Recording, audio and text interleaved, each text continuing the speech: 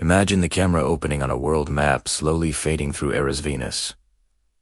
SM merchant fleets, Britain's industrial docks, Japan's neon boom, and finally, the United States' modern financial empire. The voiceover asks, what if every great power, no matter how wealthy or advanced, is doomed to follow the exact same 5-step cycle? This chapter sets the tension.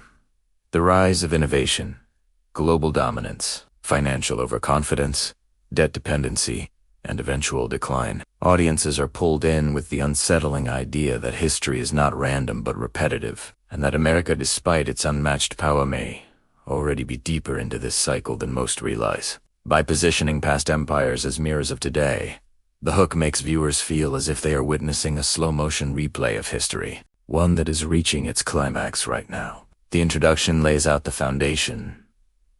Every major economic superpower goes through 5 predictable phases. First comes innovation, new ideas, new technologies, new ways of doing business. Then expansion, trade networks, influence, military strength, and cultural dominance. Third, financialization, profit shifting from real production to banking, speculation, and asset bubbles. Fourth, debt dependence, borrowing to maintain lifestyle and power. And finally, the decline, loss of competitiveness, shrinking industries, currency pressure, and political fracturing. This chapter explains the framework clearly but dramatically, using examples from Venice's banking systems, Britain's empire-funded financial markets, and Japan's speculative mania. The introduction connects these historical stories to modern America, setting the stage for a deeper chapter-by-chapter breakdown.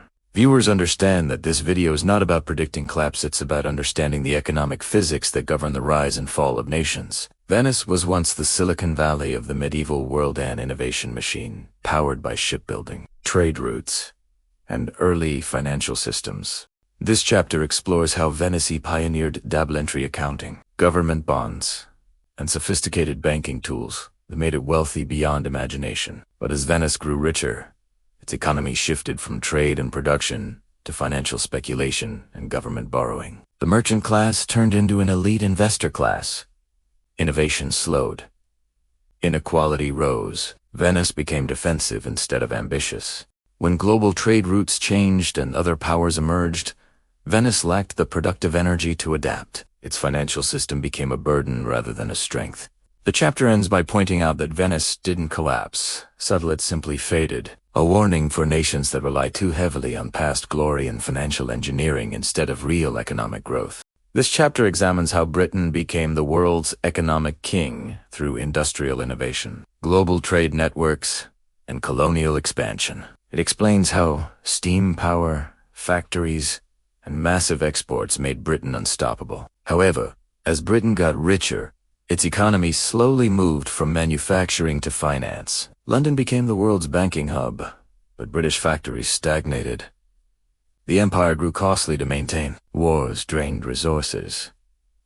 Debt soared. Meanwhile, rising competitors like the United States and Germany industrialized faster and smarter. Britain's elite clung to outdated systems, believing that financial power alone would preserve dominance. Eventually, 2 world wars and a shrinking empire pushed Britain permanently out of global economic leadership. The chapter highlights parallels with modern America: rising costs, aging industries, financial dependence, and new challengers gaining momentum. Japan's story is different, yet identical in pattern. After World War II, Japan innovated relentlessly: cards, electronics, robotics, becoming the high-tech leader of the world. Exports surged, wealth exploded, and optimism turned into overconfidence. By the late 1980s, financial speculation replaced real growth. Land in Tokyo was valued higher than entire countries. Stocks soared far beyond fundamentals. When the bubble burst in 1990,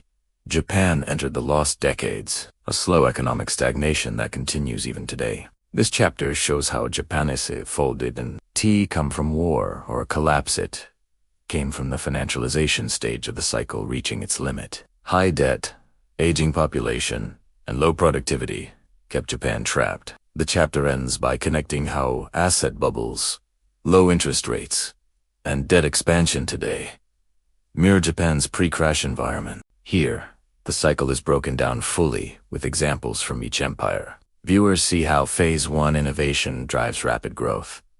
Phase 2 expansion spreads influence globally. Phase 3 financialization inflates markets and rewards speculation. Phase 4 debt dependency hides underlying weakness. And Phase 5 decline becomes unavoidable when productivity falls behind debt and speculation. This chapter adds these psychological component. Nations convince themselves they are too powerful to fail, just as investors believe bubbles can expand forever. Historical charts and timelines reinforce the unmistakable pattern. The narration emphasizes that decline is not caused by one event. It is caused by decades-long structural imbalance. This segment prepares viewers to evaluate America objectively, not emotionally. This chapter shifts focus fully to the United States. It examines America's rise through innovation: electricity, automobiles, computing, the internet, and its leadership in global finance, currency, trade, and technology. But it also highlights emerging symptoms of Phase 3 and Phase 4.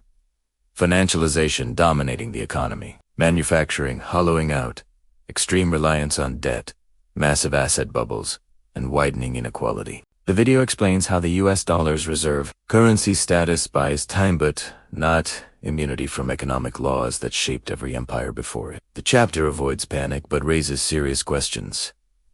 Has America crossed the line where more borrowing cannot fix stagnation? Are competitors, like China and India, playing the role that the US once played against Britain? The tone is analytical, not alarmist, inviting viewers to look at facts, not fear.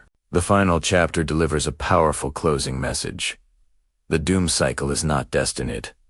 As a warning, nations break the cycle not by resisting decline with denial, but by reinventing themselves with innovation, discipline, and long-term thinking. The video ends by reminding viewers that America still leads in technology, creativity, and global influence. But no empire can rely on past success forever. Either policies adapt or history repeats. The final lines encourage viewers to think beyond headlines and understand the deeper economic rhythms shaping the world. The close is dramatic, but balanced, leaving audiences with both awareness and curiosity, preparing them for future episodes exploring these patterns.